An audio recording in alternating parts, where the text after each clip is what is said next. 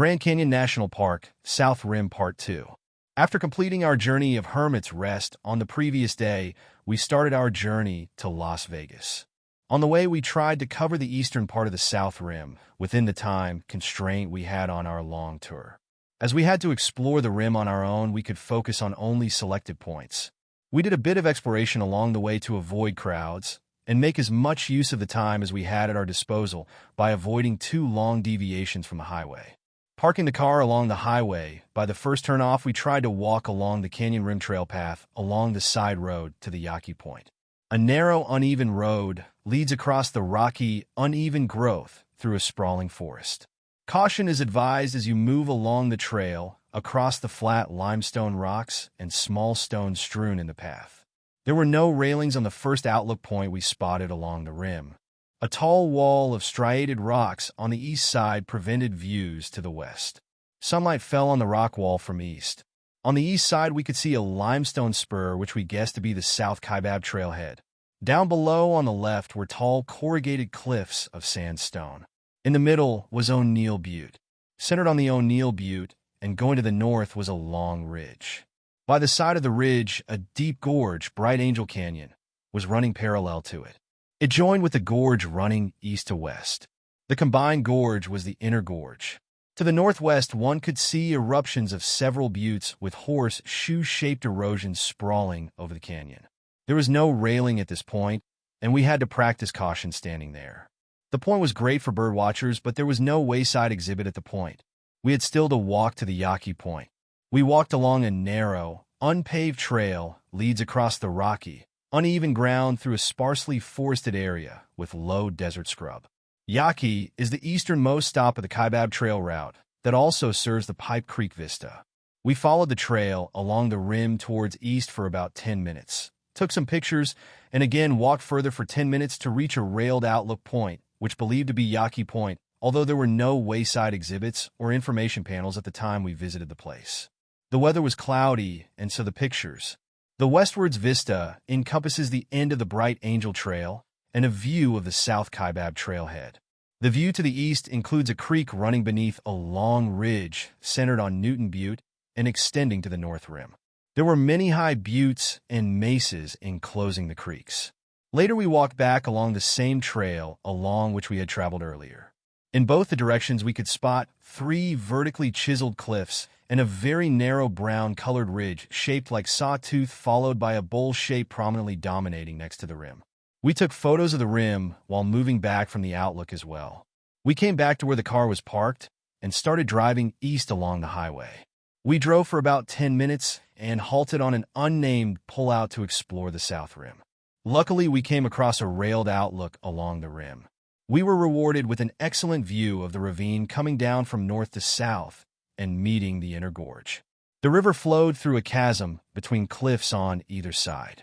There was an outcrop of buttes and mesas on either side of the chasm. Many of the buttes had undergone horseshoe-shaped erosion on their sides.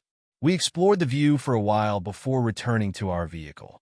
Next, we started driving towards Desert View and halted at what is known as Tusayan Pueblo site, which is about 3 miles west of the Desert View Tower. It is the location of Tusayan Museum and a small ancestral Pueblo village. The museum has 2,000 to 4,000-year-old cultural items, along with traditional handicraft made by Grand Canyon's tribal community. This was a thriving community that created rooms, kivas, pottery, arrowheads, and other household items. We spent some time moving in the wooded place full of shrubs and rocks strewn all over. Later we drove towards the Desert View Tower. It should be noted that the popular vista named Desert View is located on the east boundary of the south rim of the Grand Canyon National Park, and the SR-64 takes a U-turn at this terminus before it proceeds further towards Cameron. The first thing we saw at the point was the sheer cliffs in the foreground called Palisades of the desert. These consist of layers of sedimentary rocks, which were slowly deposited millions of years ago and then uplifted. Beyond the Palisades lies the Painted Desert, most of which is Navajo national land. At the Desert View Point, you can see upriver as well as up canyon views. At Desert View, the Colorado River bends northwards and the rim becomes straight and fairly level. There are no major tributary ravines or promontories. The land falls away very steeply, vertically down 2,000 feet or more in a great line of red cliffs. Escalante Butte and adjacent Cardenas Butte are the prominences adjacent to the far eastern South Rim. Directly below the desert viewpoint is the Colorado River's Big Bend, where it dramatically shifts its previously southward course and executes a sharp 90-degree turn to the west, cutting directly into a major uplift on the Colorado Plateau, known as Kaibab Upwarp. Located near the desert point is the National Historic Landmark called Desert View Watchtower. It was constructed in 1932. It was designed by the famous architect Mary Coulter.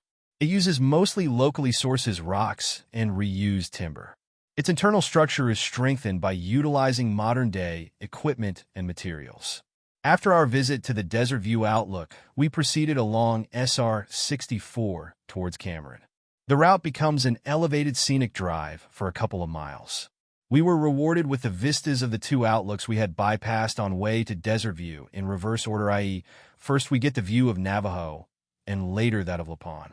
The Navajo Point is just half a mile west of Desert View and offers an alternative view of the Colorado's Big Bend area.